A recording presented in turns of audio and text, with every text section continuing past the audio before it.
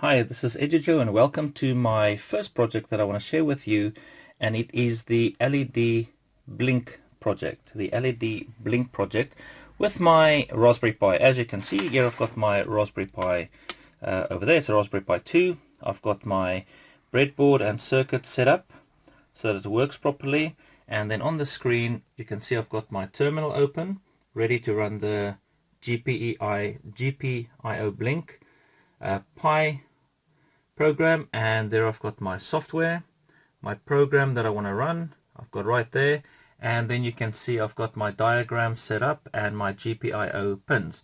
So basically how it works, I've got my Python program that I want to run, so I'm going to press enter, and then you can see it's running and setting the output to false and true and so on. And then you can see over here we've got the LED blinking on and off. I'll just run it again so that you can see. There we go, and now it's blinking, and you can see that it's running over there as well. So how it works is quite simple. You've got your Python code that you need to type up, and obviously this program, I did not make this program. It can be found in books, it can be found on the internet, everywhere. The pins work as follows. You've got your LED over here, of course, and you've got the positive, the longer of the two legs of your LED, your light emitting diode. You've got into one of these pins over here, and also this is your breadboard, and they work together, they're linked up like that. The rows are linked up, and on the side you've got your positive and negative lined up down like that on the sides.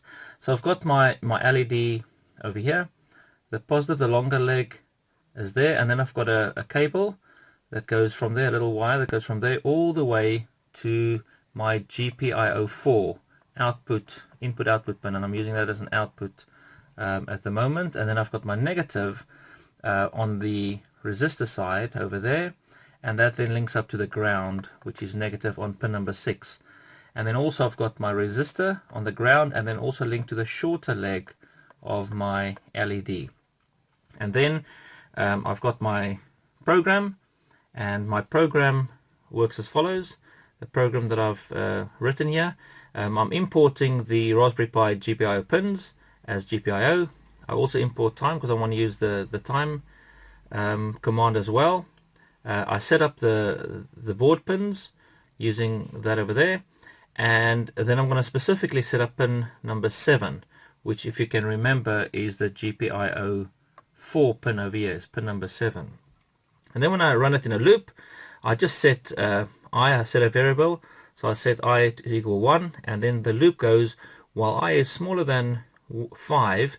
It will continue to print the cycle number, which starts with a 1, which you can see over there.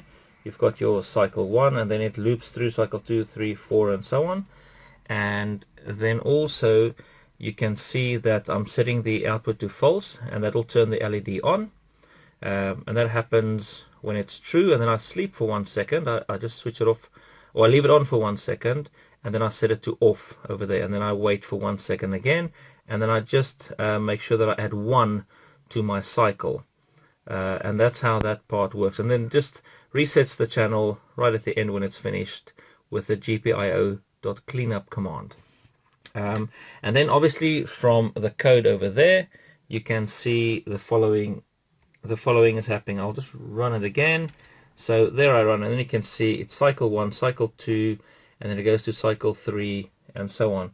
And then you can see it switches the LED on and off in the code, but it also switches the LED on over here on the little breadboard. And you can see the setup. If I can just maybe zoom in from the side, you can see I've got my blue is my negative, and the purple I've used as my positive cable. If I just maybe lift it up like that, you can see that the positive is on the positive of the LED there. And over here you can see I've set up my pin number 6. You can see 2 pins that are visible over there. The third one on this side is not, that's pin number 6, and on the other side the purple is my positive on the GPIO 4. And that's how the GPIO blink sequence works. I'll run it one more time, and then you can see it's running. If I just zoom out slightly, you can see how it's running there as well as on my breadboard. Thank you for watching.